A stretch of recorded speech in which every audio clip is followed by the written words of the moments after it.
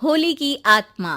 बचपन से शहर में रहने वाला मनोज इस साल होली की छुट्टियों में अपने गांव दुर्गापुर वापस आता है, जहां उसे देख पूरा गांव खुशी से झूम उठता है। जब गया था तब इतना सा था और अब देखो कितना बड़ा हो गया है। हाँ सरपंच जी, जब मैं गया था तब आप भी बहुत जवान थे और अब देखो कितने बूढ़े हो गए हैं आप। चलो चलो बढ़िया है।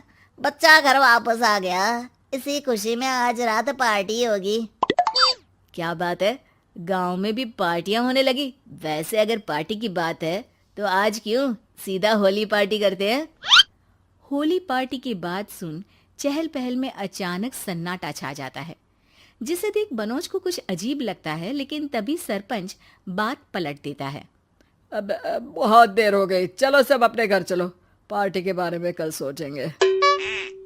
मनोज भी मम्मी पापा के साथ घर आ जाता है, पर होली पार्टी और उस पर पूरे गांव की खामोशी वाली बात अभी तक उसके जहन से निकलती नहीं। पापा, होली पार्टी की बात पर सब चुप क्यों हो गए थे? अरे होगी उनकी कोई अपनी बात। मुझे गांव की पंचायत ही थोड़ी पता है। थक गया हूँ, चलो सो जाते हैं, कल बात करते हैं। पापा की बात मानते हुए मनोज भी सोने चला जाता है। आज तो छुपा लिया, लेकिन हफ्ते बाद जब होली का दिन आएगा तब इसे कैसे रोकोगे? अगली सुबह सूरज के साथ ही मनोज भी गांव घूमने निकल जाता है, जिस पर रास्ते में उसे अपनी ही उम्र के कुछ लड़के भी मिलते हैं, जिनसे दोस्ती कर अब वो उनके साथ घूमने लगता है। इसी तरह कुछ दिन बीत जाते हैं और होली नजदीक आने लगती है। दोस्तों, होली में 4 दिन ही बचे हैं, पर गांव में उसकी कोई तैयारियां क्यों नहीं दिख रही? क्योंकि यहाँ होली नहीं मनाई जाती। अरे पर ऐसा क्यों? वो राजा भूषण। अरे तुम 4 दिन के लिए आए हो, क्या इतना सोच रहे हो? चलो कुछ खाने चलते हैं। इसी के साथ एक बार फिर होली की बात को टलते हुए देख मनोज को शक होने लगता है। वो घर पहुंचते ही इंटरनेट पर अपने गांव और राजा भूषण के बारे में जानकारी निकालने लगता है। क्या? मुझे आज तक ये नहीं पता था। ऐसा कैसे? किसी ने मुझे कुछ बताया क्यों नहीं? सारी जानकारी लेने के बाद मनोज गांव वालों या अपने मम्मी पापा से कुछ पूछे बिना खुद ही उसकी सच्चाई के बारे में छानबीन करने लगता है, जिसके चलते वो राजा भूषण की हवेली में पहुंचता है। वाह, क्या हवेली है यार। पर क्या यहाँ सच में कोई भूत है? हेलो भूत जी, कोई है क्या? हम इस साल गांव में होली सेलिब्रेट कर रहे हैं, क्या आप उस पर थोड़ा इंटरव्यू देंगे? मनोज के ऐसा बोलते ही गांव में तूफान उठ जाता है और हवेली में रखी सारी चीजें हिलने लगती है। एक अदृश्य शक्ति मनोज को धक्का देकर हवेली से बाहर निकाल दरवाजा बंद कर लेती है। ये सब देख मनोज हैरान रह जाता है। क्या अभी मुझे हवा ने धक्का देकर बाहर निकाल दिया?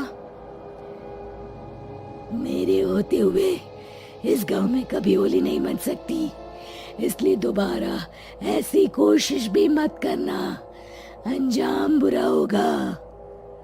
आवाज सुन मनोज हैरानी से इधर उधर देखने लगता है, पर उसे कोई दिखाई नहीं देता। वो गांव वापस आ जाता है, जहां तूफान की वजह से सब कुछ तहस महस हो चुका होता है। आखिर ये तूफान आया कैसे? ना ऐसा कोई मौसम था और ना ही हमने होली का त्योहार मनाने की बात की थी। सरपंच की बात पर कोई रिएक्शन दिए बिना मनोज चुपचाप अपने घर चला जाता है। इस तरह देखते ही देखते होली का दिन भी आ जाता है और मनोज रंग लेकर गांव में निकल जाता है, लेकिन गांव पूरी तरह खाली होता है। अरे त्योहार का दिन है, धूमधाम की जगह मातम क्यों मनाया हुआ है?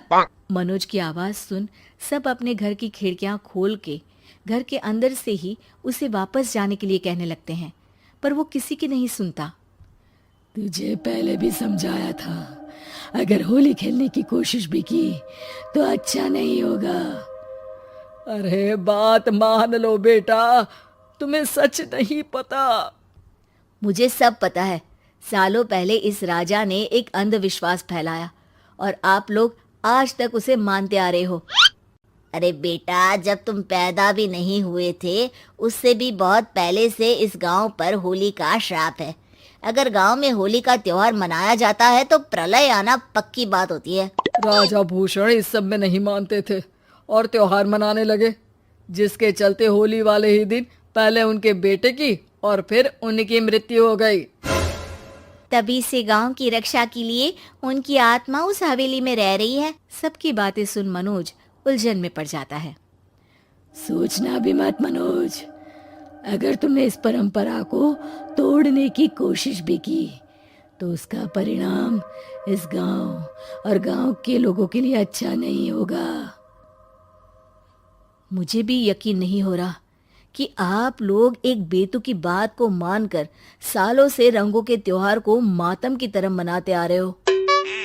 मनोज किसी की कोई बात ना मानते हुए पूरे गांव में रंग बिखेर देता है, जिसके तुरंत बाद वहां तूफान के साथ बिजलियां गरजने लगती है। अचानक मौसम में ऐसा बदलाव देख जहां मनोज कंफ्यूजन में आ जाता है, वहीं गांव वाले डर से सहम जाते हैं।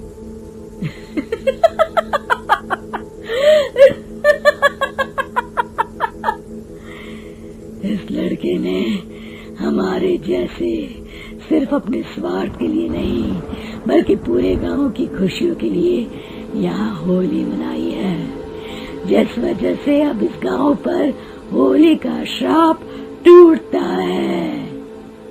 ऐसा बोलकर राजा का भूत वहां से गायब हो जाता है, जिसके बाद गांव के लोग धूमधाम से होली मनाते हैं। खुशियों के रंग गांव में बिखरे ही होते हैं कि अगली सुबह अचानक मनोज कहीं गायब हो जाता है और एक बार फिर गांव में होली का नया राज शुरू हो जाता है।